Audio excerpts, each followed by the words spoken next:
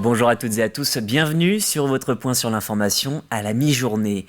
Et les regards se posent une nouvelle fois sur la raffinerie de Donges, la deuxième plus grande du groupe Total Énergie en France. C'est elle qui approvisionne en partie les stations vendéennes avec la raffinerie de La Rochelle. Depuis 2 jours, la grève se poursuit. Une nouvelle assemblée générale est prévue à 13h30. Aujourd'hui, les salariés sont rejoints par un mouvement de l'interprofession. Pour l'AG, je ne sais pas, peut-être qu'on sera peut-être un peu plus que hier. On peut penser qu'il y aura peut-être à peu près 400 personnes. Et là, actuellement, là, sur le piquet de grève, avec l'Interpro, on est, je sais pas, on doit être à peu près 300, 400. Au sujet des revendications, on est sur 10%, c'est-à-dire 7% sur le rattrapage de l'inflation sur l'année 2022, et les 3% suite aux profits faramineux qu'ils ont fait sur 6 mois, c'est-à-dire 18,8 milliards d'euros. Et puis notez que cette nuit, des négociations ont eu lieu. Pour le moment, pas de résolution du conflit en vue. La CFDT semblerait avoir trouvé un compromis. En revanche, la CGT a quitté la table des négociations vers 2h du matin en dénonçant, je cite, une mascarade. Nous vous tiendrons informés bien sûr ce soir des évolutions du dossier et du résultat de cette assemblée générale.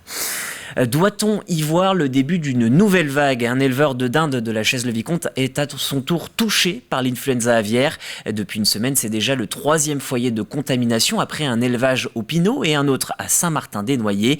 Cette fois encore, la piste privilégiée serait l'infection via l'avifaune sauvage. À l'instar des premiers cas, un confinement des volailles de 10 km est désormais imposé à la Chaise-le-Vicomte. La préfecture rappelle que les mesures strictes de biosécurité concernent aussi les particuliers qui ont des oiseaux de basse-cour ou d'ornement. Recherche nageurs sauveteurs désespérément. Un poste très prisé pour la surveillance des plages, plans d'eau ou encore piscines. Mais on ne s'improvise pas nageur sauveteur comme ça. Une formation existe en Vendée. En quelques mois, on peut devenir apte à travailler pour assurer la sécurité des baigneurs. Le reportage d'Agathe Poulet. Chaque mercredi, Emma vient s'entraîner pour une bonne raison. Habituée des bassins depuis 10 ans, cette jeune nageuse se forme pour passer son brevet national de sécurité et de sauvetage aquatique. J'avais fait une année de sauvetage et ça m'avait bien plu, du coup j'ai voulu continuer dans cette voie et faire le BNSSA. C'est le fait de pouvoir sauver des gens et de les aider. De son côté, Matt n'a pas autant d'expérience en natation, mais cela n'empêche pas à ce jeune sapeur-pompier volontaire de se surpasser pour sa carrière. C'est toujours un plus, même par exemple sur le CV plus tard, après peut-être travailler 2 saisons, que ce soit sur les plages ou surveillant de piscine. Après il faut essayer de donner le meilleur de soi-même, il faut essayer, il faut se donner à fond. C'est pas parce qu'on nage pas forcément hyper bien qu'on ne peut pas réussir la formation. De septembre à mai, ces 9 jeunes âgés entre 15 et 17 ans vont être formés en sauvetage et être attendus sur l'endurance et l'enchaînement des épreuves. Au programme du jour, 2500 mètres de longueur pour se préparer au mieux avant la mise en situation. Alors dans un premier temps, on refait un peu de technique de nage pour remettre les bases en place. Et ensuite, après, c'est de l'entraînement physique, une préparation spécifique au sauvetage. Déjà depuis la semaine dernière, et maintenant, ils sont capables d'évaluer leur temps sur le 25 mètres. Et ils sont capables d'enchaîner déjà le 25 mètres et de faire une apnée. Donc déjà, au bout d'un mois, à peine un mois. Pour l'association Vendée Sauvetage Côtier, qui dispose d'une dizaine de centres de formation pour ses 1800 postes à pourvoir sur ses points de baignade, les sauveteurs de demain se font timides malgré la promesse d'une embauche. Je dirais que depuis quelques saisons, c'est l'emploi qui court après eux. La Vendée en fournit à peine 500. Donc nous faisons appel à 1300 jeunes issus de toute la France pour pouvoir remplir les postes offerts. Donc cette formation est globalement assez méconnue. Le but, c'est que le plus de Vendéens possible viennent sur ces formations BNSSA pour ensuite occuper les postes sur leur propre territoire. La formation du BNSSA est accessible à tous à partir de 300 €. Dès le 1er juillet, 110 nouveaux sauveteurs seront prêts à se jeter à l'eau pour assurer la sécurité des vacanciers.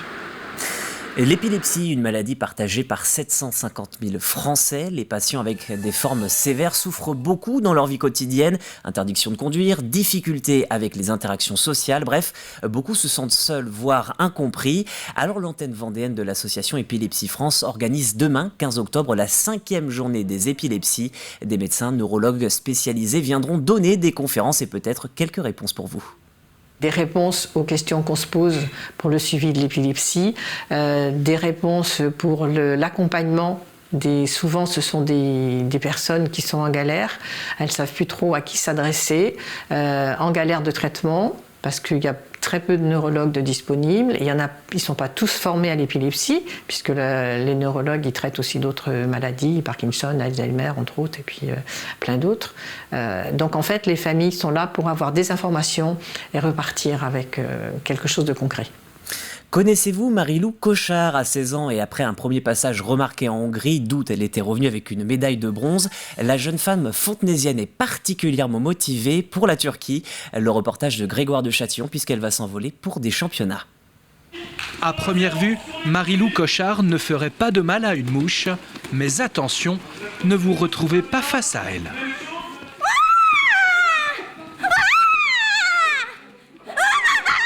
La rapidité, l'efficacité et la sonorité sont au rendez-vous.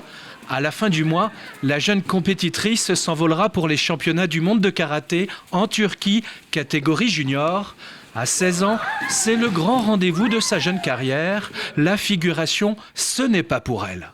Si je suis là, c'est qu'il y a une raison. Donc oui, c'est jouable. Mais après, il faut se donner les moyens et on verra au championnat du monde, quoi. Tu lèves le bras pour qu'elle puisse viser au bon endroit et sois précis. À 6 ans, c'est habitué aujourd'hui des podiums et des compétitions internationales. Prenez ses premiers cours de karaté sur les tatamis du Fontenay Karaté Shotokan, un club de référence en France.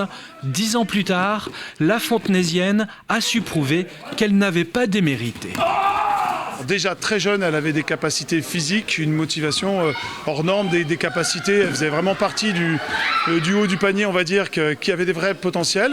Et après, ça a été surtout une question de gérer l'émotionnel. Elle a dû apprendre ça pour mettre plus de finesse, pour mieux gérer ses émotions. Et donc le travail a surtout été là-dessus. Elle a énormément progressé depuis 2 ans. Une progression qu'elle doit à la fois à ses entraînements intensifs, mais aussi à une véritable passion qu'elle voue au karaté, une passion qui n'est pas prête de s'arrêter. J'aimerais énormément continuer le karaté à haut niveau, mais après, je verrai de quoi l'avenir sera fait, mais après, voilà, je vais tout faire pour que ça continue, quoi, dans cette voie-là.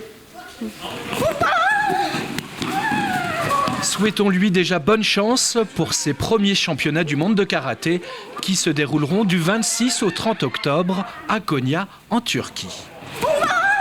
Et on va le répéter une dernière fois, donc les championnats du monde de karaté junior, c'est du 26 au 30 octobre en Turquie. C'est le niveau de compétition le plus élevé qu'un moins de 20 ans puisse atteindre.